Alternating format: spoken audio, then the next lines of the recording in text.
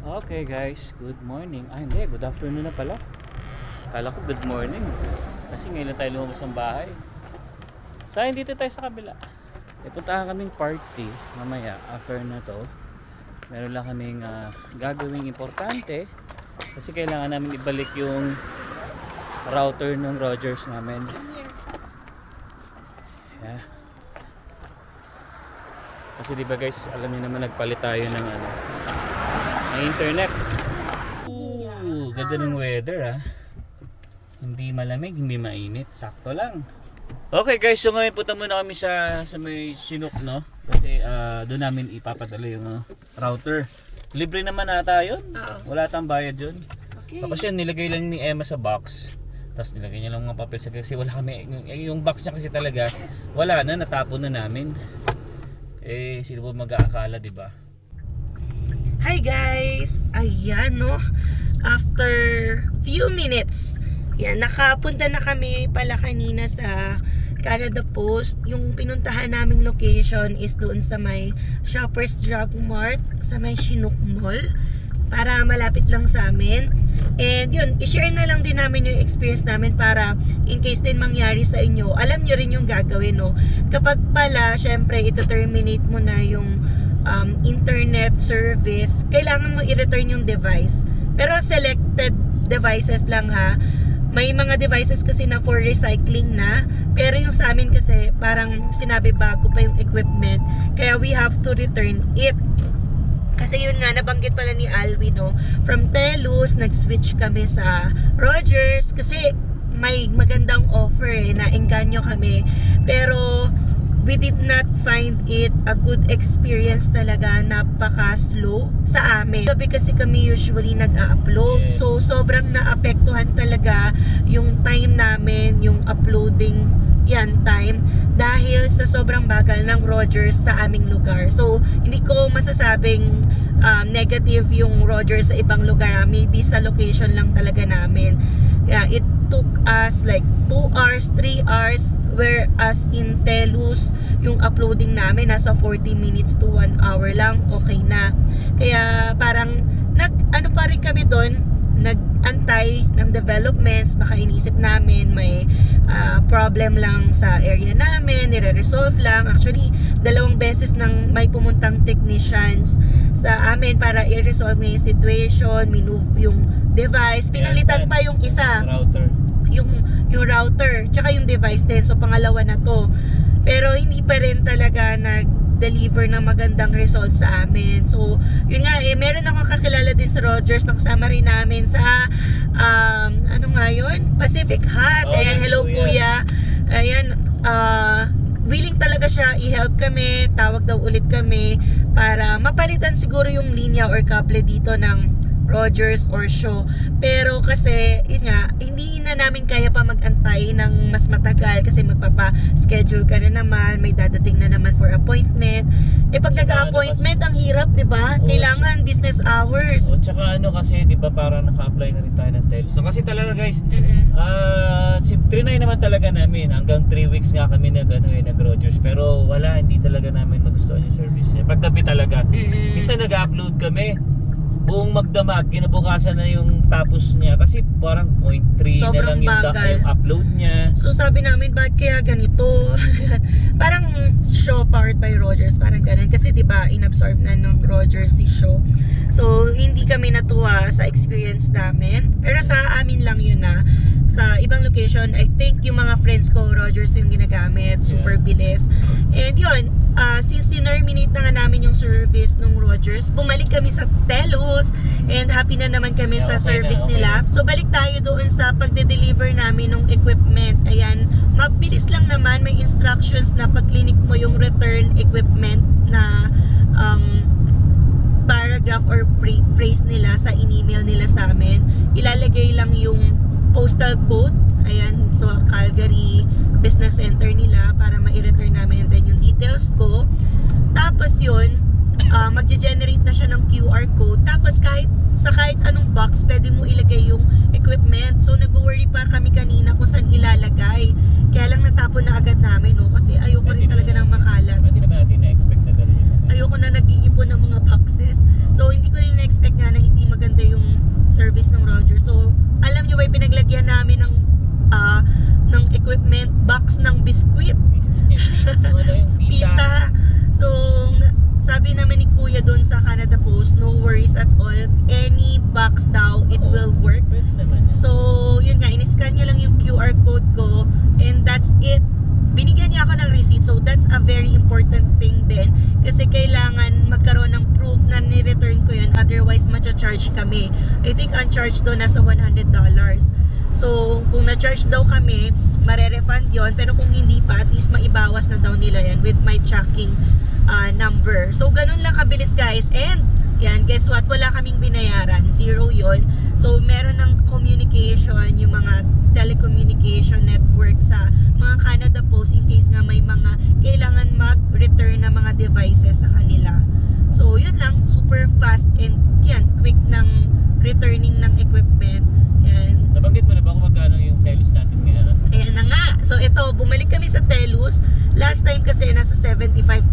Yun kasi na-offeran pa kami ng mga Pick Pick TV channels na hindi namin nagamit for the entire 2 years ha. Pero kasi parang free na lang din yon sa amin dahil may mga ano nga daw in-store bonus. Pero ngayon, since natapos na namin yung 2-year contract, nag-inquire na naman kami ano yung magandang offer nyo.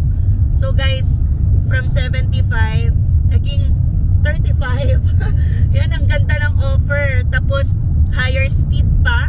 Pero pinataasan namin, naging 50 yon dahil nag-add kami ng Netflix, Disney, ano ba nga? Tsaka Prime. Prime. Prime na kami. Meron na talaga kaming Netflix, Pinas Oo. account namin. Pero since sabi $15 lang naman din for Oo. the 3 subscriptions, shinif na namin yung subscription namin to that one. Minute So, ko na yung ano namin sa Pilipinas. yan, yun yung ongoing promo nila. So, hindi ko alam kung kunwari mapanood niyo tong video na to, kung meron pa silang promo nun. Pero, sinamantala na namin kasi 75 nga yung binabayad namin last time. Ngayon, 35 plus 15 yan. Nasa 50 with tax. So, not bad. And bumilis pa yung aming connection dahil nga higher speed yung nakuha naming new promotion ng Telus. So, this is not a sponsored vlog. Natutuwa lang din talaga kami sa Telus. And that's based on our Yeah, experience. dun pala sa promo guys ng ng Netflix, Disney at saka Prime. May ads nga lang yung pag nanonood ka. Pero Pero hindi na-experience mo ba? May ads? may ads din. Kung kunwari magbibigay ng episode, pero hindi naman bothering. Oo. Hindi siya napuputol sa mga hindi mo inaasahang scenes. So, Yeah. parang sa umpisa lang and yung parang ganun. Okay na yun. So, Tapos okay na naka-Prime ka pa. Mm-mm. Maganda pa kasi guys pag naka-Prime ka may Prime Music din na kasama. Tapos pag mag-order ka sa Amazon, a day lang ma-receive mo na agad yung. Yun ang maganda guys pag naka-Prime kayo. So, check nyo na lang din guys. I think, ito ba, may contract pa tayo? Wala. I think ito contract to 2 years. Tama. Ay, Kasi oo, tama. kapag hindi daw contract to, nasa $60 to $80. Kapag may contract yan, mababawasan. And then we got discounts. Kapag pre-authorized, yan minus $5. So lahat ng pwedeng i-discount, nilagay sa amin na i-discount. Kaya yan, narating namin yung $35, which is hindi in-offer yun sa amin before. Nakita So, ko lang yun sa Facebook. Oo, tsaka maganda talaga nagtatanong kaya sa iba't ibang branches. Alam nyo ba, mas natuwa pa kami sa Telus branch sa Cross Iron kesa sa Telus sa Chinook. So, nagtanong kami sa Telus ng Chinook, ang in-offer sa amin $70, ganyan, for that service. Tapos meron pang webcam or IP cam na hindi naman kami Hindi naman kailangan interested. yun meron ako Tapos 3 years pa yung contract. So, hindi maganda yung promo na naabutan namin noon. Kaya buti na lang, nagtanong ulit kami, naglilibot-libot sa Cross Iron. Hindi nga namin sinasadya din yun na mag-inquire. Sabi nga namin, tingin nga tayo ng anong promo. So guys, from time to time talaga, may mga promo, yung mga like Wi-Fi networks na yan. So tingnan nyo lang. Kasi parang 1 week to 2 weeks nga lang yung gap noon. IP cam yung offer dito sa isang branch. And then sa Cross Iron, ang in-offer yung mga ganyan, Netflix, then yan na-add na rin. Kaya nakakatuwa lang din, at least 'di ba naka-save tayo. Tapos hindi na compromise yung speed talaga. Yun yung kasi yung importante with that 'di ba, technology that we need today.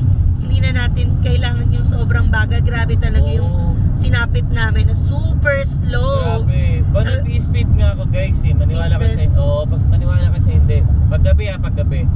Yung download niya, papalo lang siya ng 5 Mbps. Tapos yung upload niya 0.3. So Super. yung mga video namin umaabot ng 3 gig, 4 gig. Super bagal kasi ewan ko, sabi ko wala, parang na-experience ko to nung high school pa ako. Yun pa, umpisa pa lang yung internet. Sabi ko, bakit kaya ganito? Hindi ko talaga alam guys. Super may problem siguro sa area namin yung show or Rogers. Kaya balik Telus kami, which is happy kami sa Telus. Yeah. Ayan. So yun guys, no. Anyway, at least na-share na namin yung experience namin. Alam ko, may mga nagko-comment din na hindi daw rin sila Roger. So kami, Telu. So comment nyo nga guys kung anong wifi kayo and magkano yung monthly nyo. Wow. Kami ang monthly namin ngayon nasa 50. 45 lang yun but with the tax, kanya naabot ng 50. Not bad, diba? Not Sobrang bad. okay na yun. Kumpara dati, parang 70 tayo, no? 75 pa nga, 75. Kasi with Pick TV. Yan. Hindi naman natin nagamit. Yan. So, anyways, yan, biyahe na naman pala kami ngayon. And pupunta kami ngayon sa isa sa mga subscribers natin na na-meet dyan sa Pacific Hut. Yan, very grateful talaga kami sa experience na yun, no? Nagkakaroon tayo ng new friends. Yan. Naimbitahan nga kami kasi nga birthday ng kanilang anak. Yan, 3 years old na. Yan, ka-age na ni Zion sa birthday party sa bahay nila. So, very quick stop lang din naman kasi meron nga kaming duty ngayon sa Couples for Christ din. Sabi namin, paunlakan din namin yung invitation kasi syempre ay naging friends na rin naman talaga natin sila. Yan, si Hila, si Donna at ang kanyang kid na si Leanica. So, makikita nyo in a moment. Yan, biyahe muna tayo guys. Guys, on the way kami sa Northeast. Ito, grabe talaga nakikita namin mga bahay, no? Yung damage na nakos nung hail, sira-sira yung sidings nila. Ayan, no? Zoom mo nga. Dami, Grabe ang lala, no? Parang hirap niyan mabenta. Well, kung covered ka naman ng insurance, dapat ma-assess na nila kung magkano, tas ma-process na nila. So, nandito kami banda sa Northeast. Ito talagang na area na na-damage. Pero guys naman, syempre, sinasabi namin, hindi lahat ng Northeast ay nadali ng hailstorm. Yan, mostly lang. Mostly, kaya grabe yung mga sidings na nakikita namin. So, dito rin yung Airbnb nung nung Spot Pinoy. Very familiar. Kaya, grabe yung mga nakikita namin dito. Ito, ginagawa pa lang ito. Oo, new community to. Tapos baka na-damage Ginagawa agad. pa lang pero baka butas-butas na. Makaulitin na ulit. Tingnan natin. Mm-mm. Hindi, parang wala namang tao. So, eto, okay naman. Maliwanag lang. Parang wala naman ako nakikita ng damage. Mamaya, tingnan natin. Ang ganda na nga nila guys, oh. Ang lugar nila, oh. Malamig, ah. Ganda mag-pictorial ng ganito. Oh, sa'yo, oh. Rabbit, oh. Oh, there's a rabbit. Rabbit, oh. Look, oh. Wow. Rabbit. So yun guys, mamaya na lang ulit tayo magkita-kita. Siyempre, nakakaya mag-vlog dito sa loob.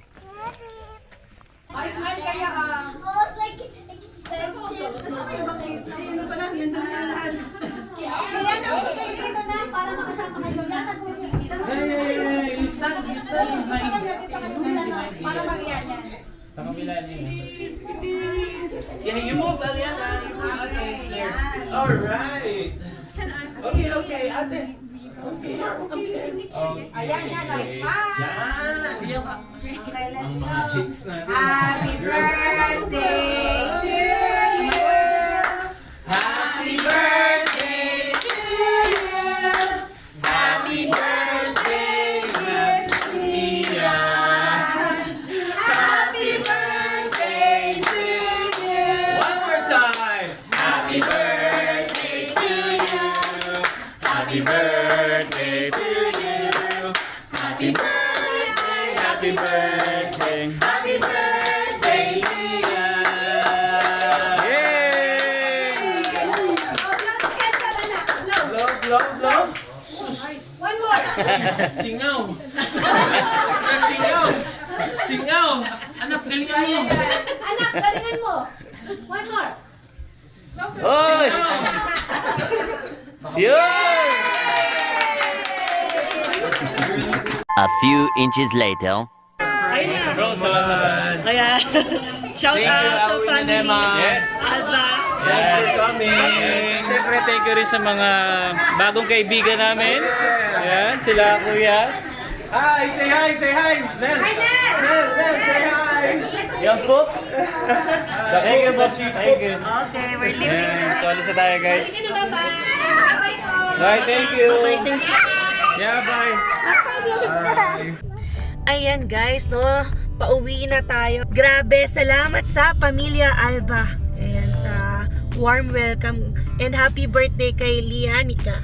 Yan. Super ganda ng house nila, no? And dami naming natutunan about this family. Very humble and simple. Kahit galing sila Singapore, then nag-Vancouver. And Ganda then, ng story oo, nila. dito na napunta sa Calgary. So, student din yun, pero grabe, jackpot sila sa provincial nomination dyan sa British Columbia. Yes. Kaya nga sabi namin, sana all, di ba? So, sabi rin namin, kanya-kanyang timing. Kaya tayong hindi pa na-PR, yan kapit lang kasi we'll just trust God in His own timing. Meron nakalaan para sa atin kung ano man yon. So just have faith. Ayan, yun yung nare-renewed na faith namin kapag nakikipag-usap ng mga parang diba, nai-inspire tayo sa mga ganong stories. Ayan. Nakakatuwa din na ang dami rin nating nakilalang mga bagong kaibigan Yes. sa kanila. Ayan. At nag-subscribe sila. Subscribe. So kaya kayo guys, yung mga nanonood din dyan, pa-subscribe naman po para ma-reach na natin ang road to 40k. Yan, mababa pa lang yun, pero grabe, malaking bagay na po sa amin yung 40k subscribers. Oo Kasi naman. nagsimula lang din naman kami sa wala. Wow. So kaya maraming salamat din sa mga dyan, na nakasuporta ever since, no? Nakakatuwa yung mga nakakasalubong namin sa ibang places, sasabihin na since day one yung video nyo ng flight nyo papunta dito sa Calgary, napanood namin yon at sinubaybayan namin, kaya nakakatuwa rin talaga kasi 'di ba after 2 years ito na kami guys, 'di ba? Ang dami rin nang napagdaanan, kaya kung gusto niyo malaman talaga yung buong storya, yung iba sabi nga nung mama ni Sam, marathon daw since day one. Ako, Diyos ko Lord, anong araw ka na matatapos nun kasi ginul talaga Ilang namin dati. videos na yun, Oo, ha? every day. So kung 2 years na tayo, 365 isang araw, nasa 600 plus 700 yan episodes. Pero yung umpisa baby, hindi kami Hindi daily. naman tayo daily na. Lately na lang kami nag-daily kasi yan, inisip din namin kailangan pa daily. Alam nyo yun, sobrang hirap din naman talaga mag-edit. And commitment talaga. Kasi minsan, pagod ka na sa work, mag-edit ka pa. And yung editing kasi namin ni Alvin, Hindi na yung talaga guys, sobrang edit, na lang, kahit raw na nga lang eh. tsaka computer-based kami mag-edit. Oo. Compared kila Rise, I think, Inags, Cellphone. sa cellphone sila nag-edit, kaya kahit saan, kayang-kaya mag-edit. Kaya nainggit nga rin kami, sabi ko, sana matutunan din natin mag-edit sa phone. Pero kasi kami nasanay na talaga sa PC. So, Mas yun. nadadalian kasi ako sa computer kumpara sa kasi ang liit ng cellphone eh, parang ang hirap mag-drag pag maliit yung screen. Pero sanayan lang Yeah, yan. sanayan Kasi naman. nga, kaya nga ng iba, kaya mo Oo rin. naman, siyempre naman. Ayun guys, no, nakakatuwa talaga. Parang tayo, nakagain na naman ng another family or kapatid, brothers, sisters dito. So yun, salamat ulit sa pag-invite sa amin. And yun, I think gumagabi na, no? Alam nyo, sobrang bilis na dumilim ngayon, unlike syempre previous months. Kasi palapit na palapit ang winter. Tayo eh. Ayan, 7 p.m. pa lang, ayan na, oh. Dilim na. Padilim na. So, wala na kaming makitang sun. So, I think sunset na. Right? Pero ang ganda ng ulap, di ba? Nakikita niyo yan? Yung Dito sa likod colors natin ng maganda. pink and blue. Sa likod natin maganda yun. Oo, di ba? Ayan. Parang parang aurora oh. Di ba? May aurora pa, guys. Dito, oh. Ang ganda yan. Parang, di ba? I think. Malakas Kasi ang aurora dito. Nag-geostorm dito eh. Pero nag-hail din. Yan. So, yun lang guys. I think hanggang dito na lang muna. Maraming salamat na naman sa pagsubaybay sa aming episode ngayon. So, sa mga hindi pa po nakasubscribe, please consider subscribing po. And don't forget to click the notification bell para updated din kayo sa aming latest video uploads. So, yeah, we'll see you again on the next one. Peace!